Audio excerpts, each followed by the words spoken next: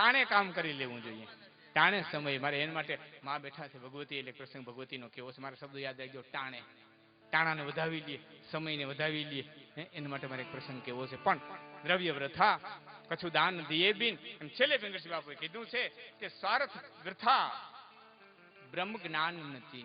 નીકળો હવારે થઈ નકામો છે જો એમાં જ્ઞાન નો ભળ્યું હોય તો. એટલે રામકૃષ્ણ પરમહંસ એમ કહેતા કે માની ભક્તિ કરો. એ તો કાલીના પરમ ઉપાસક વિવેકાનંદજીના ગુરુ. બાપુ આપણને ઘણા શાસ્ત્રોથી બહુ છેટા રાખ્યા છે. મેં ખાસ કરીને હું તો યુવાન વર્ગને વિનંતી કરું કે વિવેકાનંદને વાંચવો જોઈએ. બાપુ હિન્દુસ્તાનનો યુવાન સંત, હા, એક અદભુત એક શબ્દ બોલ્યો કે પ્લીઝ ગીવ મી 100. નથી કહેતા I can change the world.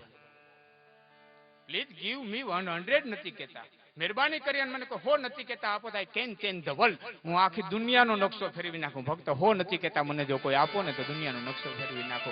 એ નથી કહેતા કેવો હોય છે વિચાર તો કરો. યુવાનોને વિનંતી કરું, કઠોપનિષદ ગુજરાતીમાં મળે છે, ક્યારેક લઈને વાંચજો. શું એ બાળકે પ્રશ્ન કર્યા છે, યમરાજે શું જવાબ દીધા, બધાથી બહુ છેટા રાખ્યા છે.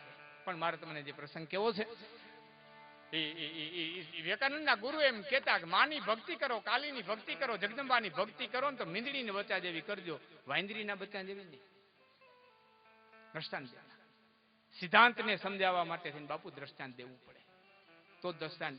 ભાઈ બાળકો તમે શાંત નહીં રહ્યો ને, તમે હવે કોઈક હોય વ્યવસ્થા વાળું તો કયો ને ભાઈ. ઓલી બધું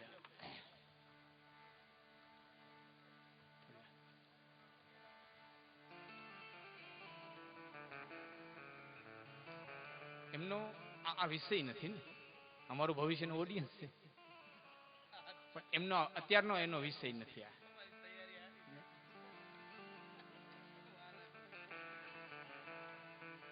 સિદ્ધાંતને સમજાવવા માટે થઈને દ્રષ્ટાંત દેવું પડે. એક વખત પિત્તળને સોનાએ એટલું કીધું તું કેટલું પીડું છો. પિત્તળ કે તો હું તને કહું છું તારા ભેરું ભેળવી લે, તારો વજન વધી જાય, કોઈને ખબર પડવા નહીં દઉં. તે સોનાએ કીધું તું પિત્તળ મારો વજન વધી જાય, મારી ના નહીં પણ મારું વલું ઘટી જાય, મારું કેરેટ ઘટી જાય, મારી વેલ્યુ ઘટી જાય. કે વજન વધારામાં વલા થોડા ઘટાડાય. સોજા સડે શરીરમાં નજકા લાગે, આખા દિલમાં હોજા સડે જાડા લાગે અને કદાચ પાત્રા હોય નરીમાં હોય તો વાંધો શું છે કે હોજા સડાવીને જાડું થોડું લગાય. સંસ્કૃતિને ખોય, અસ્મિતાને ખોય, પોતાની પરંપરાને ખોય અને કદાચ ને ધનવાન ન થાય તો મેલોના મેલથી અમને રે વાલી અમારી ઝૂકી. મારી અસ્મિતાની તો છે, મારી પરંપરાની તો છે. દ્રષ્ટાંત દેવું પડે. એ દાખલો આપ્યો છે રામકૃષ્ણ પરમહંસ. માની ભક્તિ કરો, ભગવતીની ભક્તિ કરો, જગદંબાની ભક્તિ કરો તો મીંદડીના બચ્ચા જેવી કરજો. હે જગતના મનુષ્યો, વાંદરીના બચ્ચા જેવી નહીં. કેમ કે વાંદરીને બચ્ચું વળગ્યું હોય, વાંદરી ઠેકડા મારતી હોય, બચ્ચું વર્ગ્યું હોય. બચ્ચું કેદી મૂકી દે ને કઈ પડે ને કઈ અચ્યુતમ કેશોમ થઈ જાય, એ બચ્ચાના ભાગ્ય ઉપર આધાર રાખે છે. વાંદરીને ખબર ન હોય બચ્ચું કઈ પડ્યું. પણ રામકૃષ્ણ પરમહંસ એમ કહેતા કે મીંદડીના બચ્ચા આંખો વીચીને બેહી જાય, મારી જનેતા મને 7 ઘર ફેરવે, 14 ઘર ફેરવે, મારી માં જ્યાં લઈ જાય ને મને સલામત સ્થાને જ લઈ જાય, મારી ભગવતી જ્યાં મને લઈ જાય ને સલામત સ્થાને જ લઈ જાય, મારી જગદંબા જ્યાં લઈ જાય ને. આવો જ એને દ્રઢ વિશ્વાસ, મારી માં જે કરે એ સાચું. અને કેવું પીડ્યું છે સાહેબ, તમારે મારે નહીં. અહીંયા એ બ્રહ્મ તત્વ જે બ્રહ્માંડનું સંચાલન કરનારું જે તત્વ છે ને એના માટે હારા હારાને કેવું પડશે. પાર્વતીજીએ જેથી સીતાજીનું સ્વરૂપ ધારણ કર્યું, શિવજીથી કઈ રહેવાનું ને કરે હાય હાય હાય હાય હાય. જાનકીનું સ્વરૂપ પાર્વતીએ ધારણ કર્યું. હવે આ દેહથી હું પાર્વતીનો સંગ ન કરી શકું અને મનોમન જેથી પાર્વતીનો ત્યાગ કરવો પડ્યો ને તેથી ભગવાન શિવજીને બોલવું પડ્યું છે કે હો જો રામ રતી રાખા અન કો કરી તર બધાયે કો સાખા હરી દીઠા ભાવી બલવાના હે હૃદય વિચારત શંભુ સુજાન. બસ એની ઈચ્છા, એની કૃપા, સંપૂર્ણ શક્તિના શરણની માલિકો જેને જીવનને મૂકી દીધું છે. એક બીજી વાત યાદ રાખજો મિત્રો, વચ્ચે કહી દઉં. ભક્તિ કરો, માની ભક્તિ કરો, મીંદડીના બચ્ચા જેવી ભક્તિ કરો, પૂર્ણ શ્રદ્ધાથી ભક્તિ કરો. યાદ રાખજો એક વસ્તુ, ભક્તિ કરો ને એટલે જ્ઞાન સહિતની કરજો. જ્ઞાન વિનાની ભક્તિ છે ને અંધશ્રદ્ધાને જન્મ દે, અને ભક્તિ વિનાનું કેવળ જ્ઞાન છે એ રાવણને જન્મ દે. તે વિનાનું ખાલી જ્ઞાન હશે ને તો તર્ક વિતર્ક કરાવશે, રાવણને જન્મ દે. અને જ્ઞાન વિનાની ભક્તિ છે ને એ તો અંધશ્રદ્ધાને જન્મ દેશે. ભક્તિ કરો ને એટલે જ્ઞાન સહિતની કરજો, વિવેકથી કરજો, વિવેકની જાગૃતિથી કરજો. તમને કદાચ ને પ્રશ્ન થાય કે લાખનજીભાઈ વિવેક એટલે હું? યુવાન મિત્રોને સમજાવવા માટે હું દાખલો દઉં. વિવેક એટલે શું કે તમારા મોટરસાયકલ લઈને તમે જાતા હો અથવા તો 4 વ્હીલ લઈને જાતા હો તો તમારા 4 વ્હીલની માલિકો કંપની વાળાએ કાંટો બતાવ્યો કે 240 કિલોમીટર સુધી આ ગાડી હાલશે. બતાવ્યું ને આ ગાડી 240 કિલોમીટર હાલશે અને હાંકો તો હાલે, કંપની આપી છે હાંકો તો હાલે, પણ હકાય નહીં. એનું નામ વિવેક. આ વિવેકની મારા માનવા પ્રમાણે આટલી વ્યાખ્યા. 150 કિલોમીટર સુધી મોટરસાયકલ હાંકો તો હાંકશે પણ હકાય નહીં. એનું નામ વિવેક. આટલો જે વિવેક જાગૃત કરે, માની ભક્તિ કરે અને ટાણાને જે હાંચવી લે, સમયને જે હાંચવી લે અને જેને ટાણા હાંચવા છે એનો જ્ઞાનકનો પ્રસંગ મારે આપને કહેવો છે. સમય હાંચવો છે.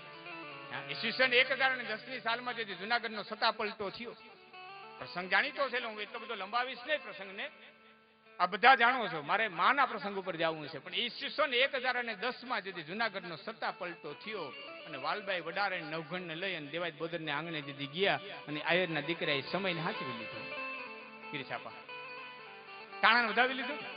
હે એ ઘરમાં આવીને હૈદી ભેડીને એટલું કીધું જુનાગઢ થી રાજ આવ્યું છે અને હાંચવી લેજો. એટલે બેન જાહલ ધાવતા હતા એને એક બાજુ મૂકી અને હૈદી ભેડીએ ખોડાની મારી નવઘણને લઈ લીધો. એ આયરાણીએ ટાણું હાંચવી લીધું.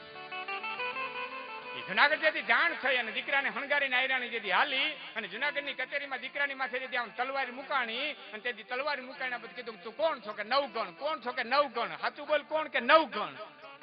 એ 5-7 વર્ષના બાળકે સાહેબ ટાણું હાંચવી લીધું, સમયને હાંચવી લીધો. હું તો મુદા જ ખાલી કહું છું.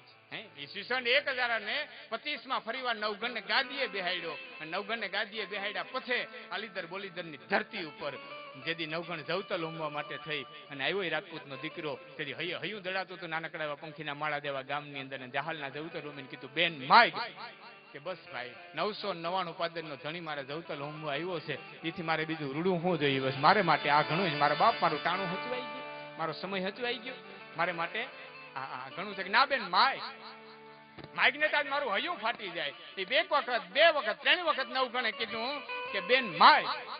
તેથી બેન જાહલ એટલું બોલી હતી નવગણ ભાઈ બહુ કેશો ને માગવાનું તો એક કામ કરી, હું લેણું રાખું તો મારે ટાણું આવશે ને તો માગી લે. અને સાહેબ ઈસવીસન 1031ની સાલની માલિકો જેથી ભયંકર દુકાળ પડ્યો. મુંબઈ ગેઝેટીન બાપુ નોંધ છે. ઈસવીસન 1031ની સાલની માલિકો જેથી ભયંકર દુકાળ પડ્યો અને માતાજી સિંધના માનસુર સિટીની માલિકો જેથી આ બધો હોરટનો દાયરો દુકાળ વરતવા માટે થઈ અને જેથી બધો ગયો.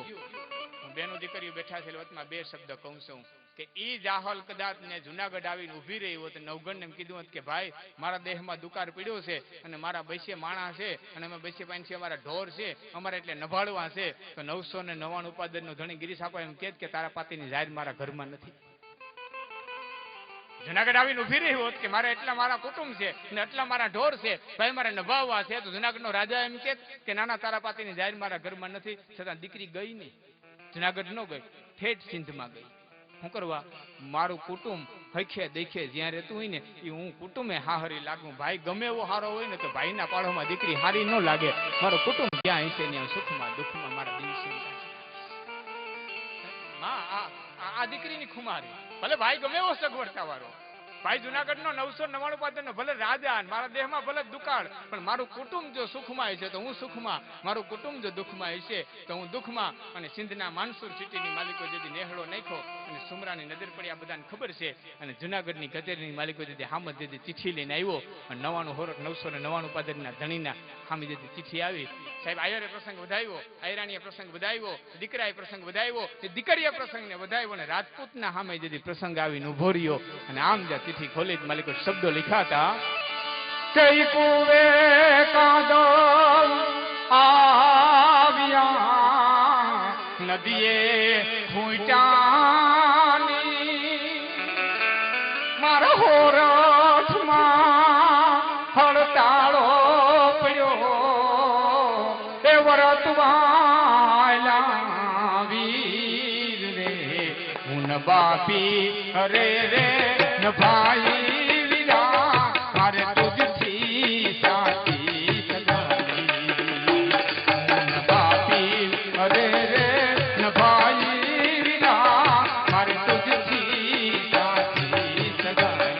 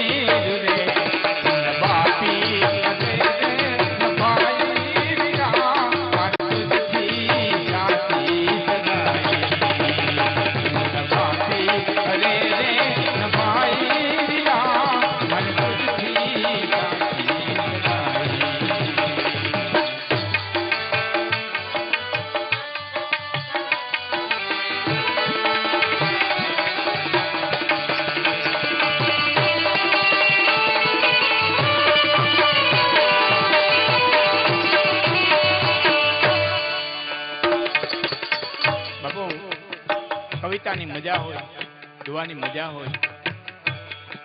સિંધમાં હું છું, આપણે કે બેન જાહલ સિંધમાં ગયા, કેવડું મોટું સિંધ ગોતવા ગયા. બાપને ચિઠ્ઠીમાં ઉલ્લેખ કર્યો તો હું આ જગ્યાએ છું, હું આ જગ્યાએ છું. રામમામા કઈ જગ્યાએ? જાહલ કીએ સાંભળ્યો, શબ્દો બહુ સહેલા છે. વાદળિયું લેતી થઈ પવને કરીને પલાણ, વાદળિયું લેતી થઈ પવને કરીને પલાણ, મારો હોરઠ ફૂકાણો અમે મંસૂર કિરા મેલાણ રે, નભાતી અરે રે નભાઈ વિરા મારે તુજથી સાથી સગાઈ, નભાતી અરે રે નભાઈ વિરા મારે તુજથી સાથી સગાઈ.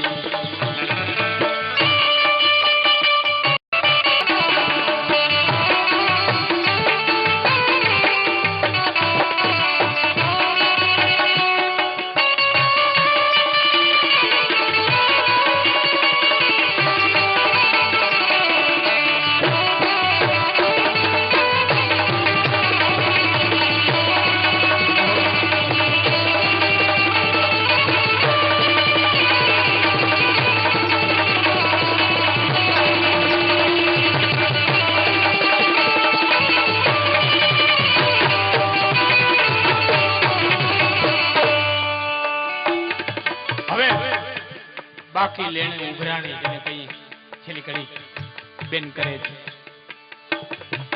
માંડવ્ય મારે માલ તો બોલે તે દીવો,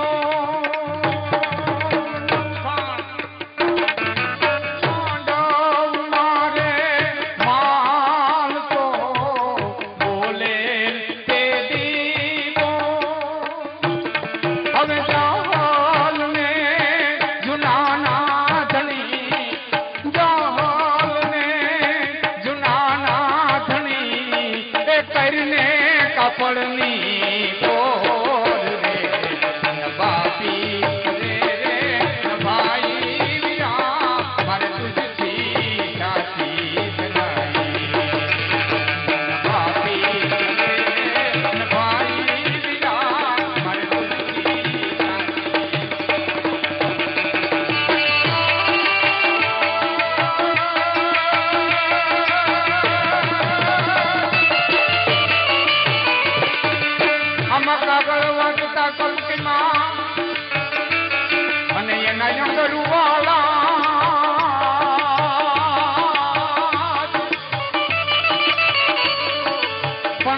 જાઓ વારે ન જાઉં તો એ જૂનાગઢના અન્નને પાણી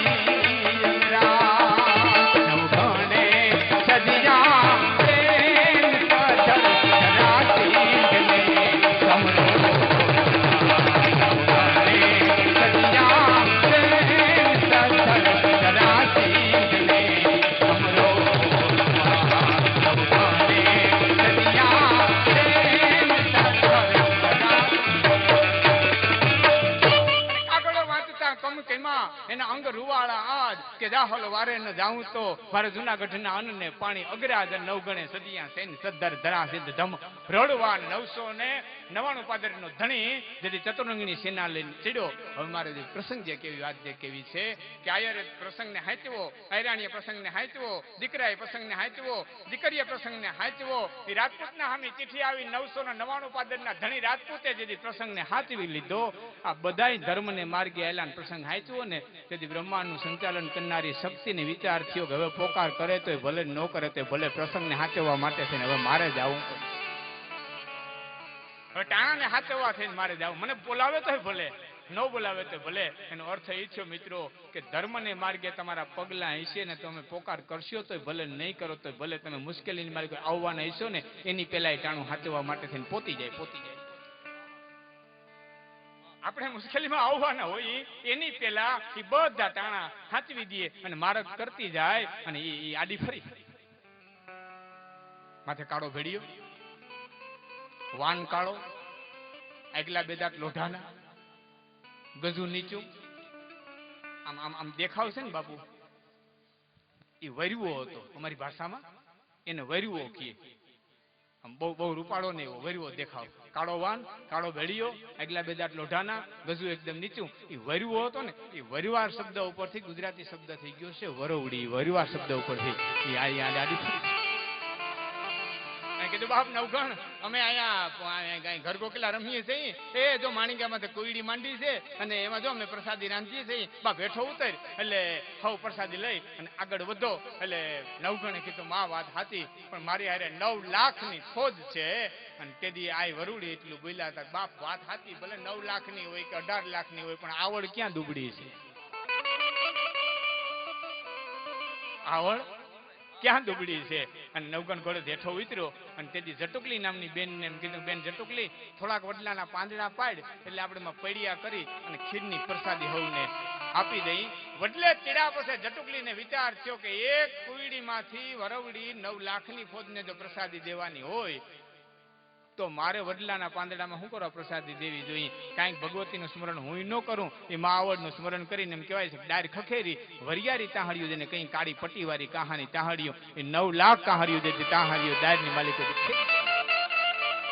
પંગત બેઠી હાથની માલિકો કુરડી લઈને વરુડી હાલતા થયા. વરુડી એટલું કીધું બાપા નવગણ છે ને સાંભળો જો ભાઈઓ, નવગણ છે ને એ આયરુન ઘેર મોટો થયો છે અને અમારા ધાબરિયા વરણ ભેરો એટલે અમારા ગાંડી ઘેરીમાં એટલે છે ને એને દૂધ ભાવતું હોય, એ દૂધ મળ્યો હોય હું સમજી શકું. એટલે એના ભાણામાં હું દૂધ પીરે. પણ બાપા તમે તો રાજના સૈનિકો છો, તમને દૂધ ભાવે ન ભાવે, કોઈને ખીર હદે ન હદે તો મારા આંગણેથી ભૂખે જાવ ને તો મને દોષ લાગે. એટલે હું વિનંતી કરું છું કે કોઈ ભૂખા ન જતા બાપા. જેને જે ખાવું હોય ને એ મનમાં ચીતવી લઈ જાય એટલે એના ભાણાની માલિકો પીરસાઈ જાય. એને જે ખાવું હોય એ પીરસી લેજો અને ભાણાની માલિકો પીરસાઈ જાય. ભગવતી હાલતી થઈ કે સૌના મનમાં તે તવીલ જો મન ગમતા ભોજન આવો એ આવો આયો રડાવાળા ભજા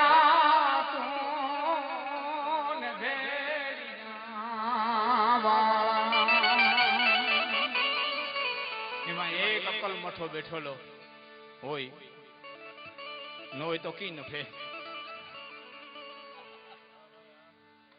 હોય. તમારા બંગલાની આજુબાજુ 5 નાના મકાન ન હોય તો તમારા બંગલાની કોઈ કિંમત જ નથી. અહીં 2 સુરા ગાવા વાળા ન હોત ને તો લતા મંગેશકર ની કિંમત હોય જ નહીં.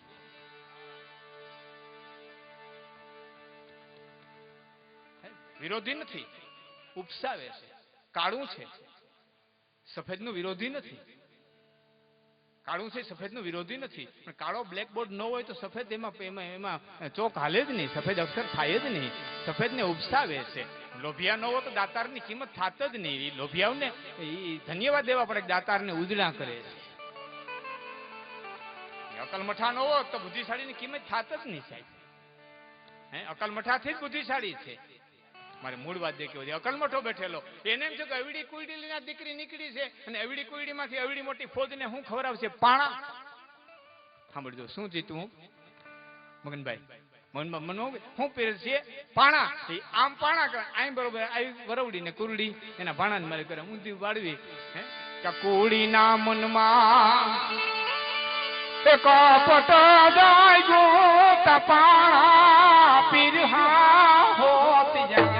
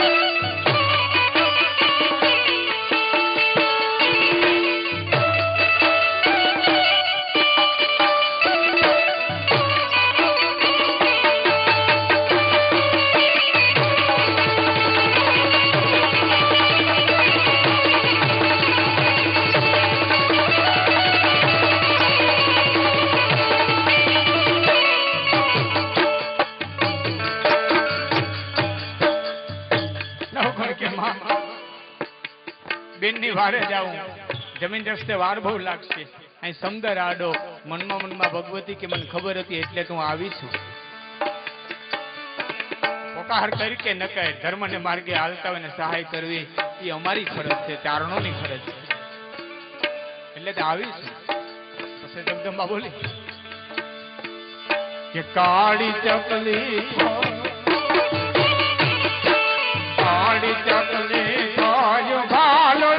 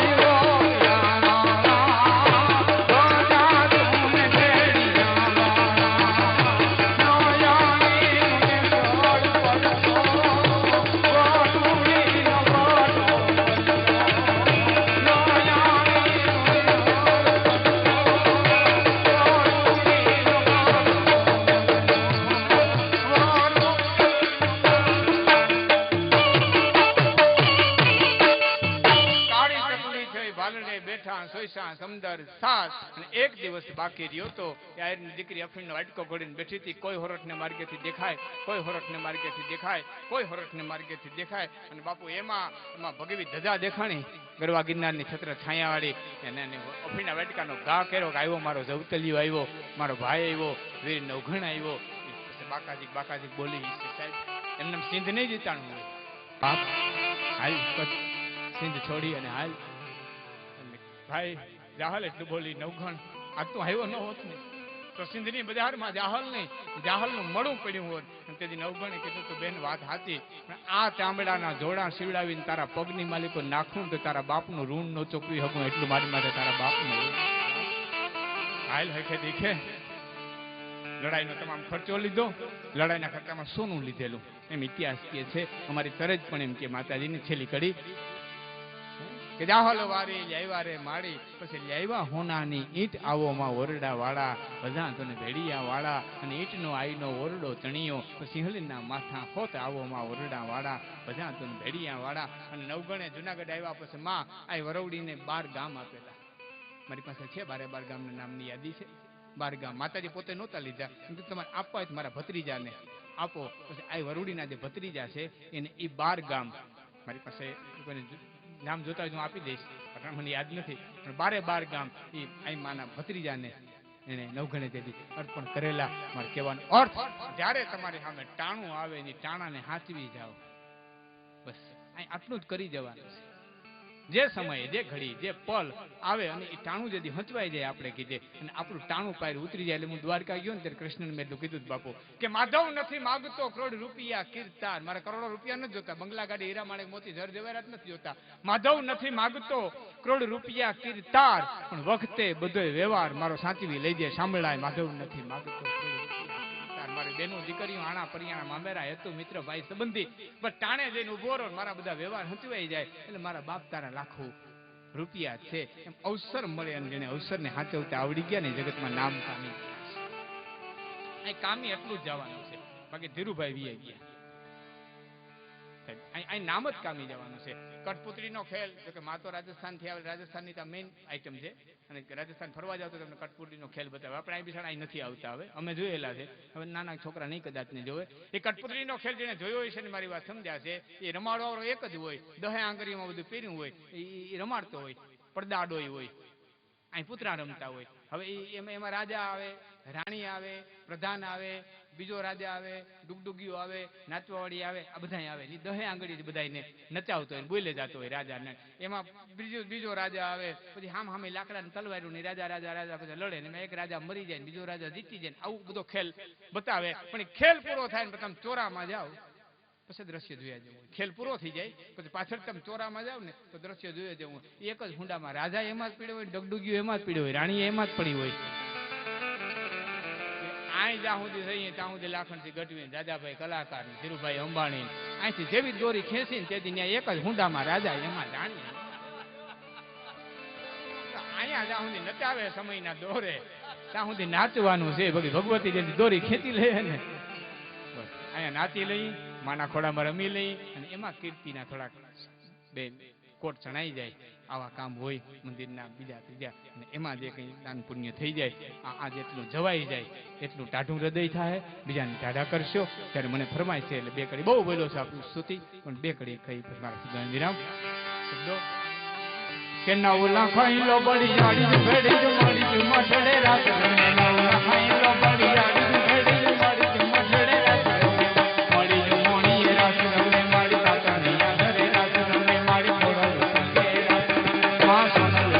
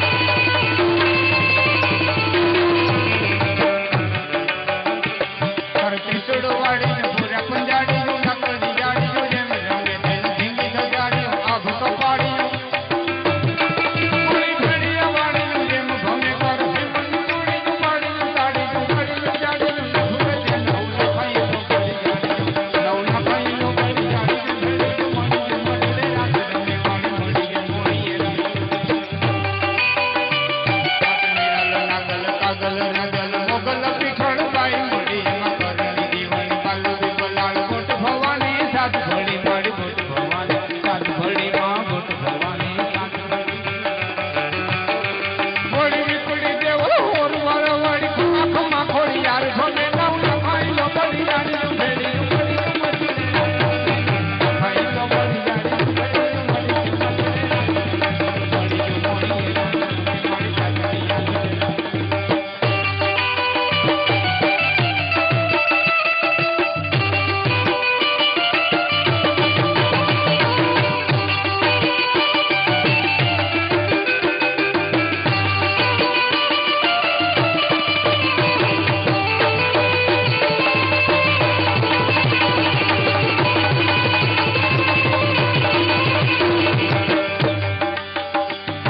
જબર ચોરાડી જુગ જુગણી રંગ રઢાડી રાસ રમે નવરાત નવેલી બુઢિયું બાળક સંગ સાહેલી સાથ રમે મળી સંગ સાહેલી સાથ માં સંગ સાહેલી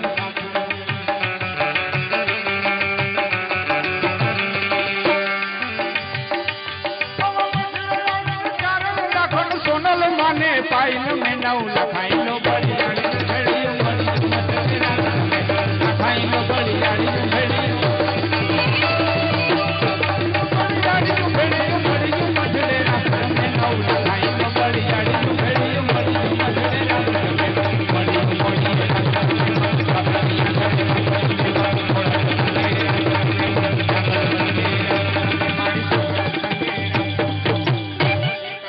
માત કી સોનલ માં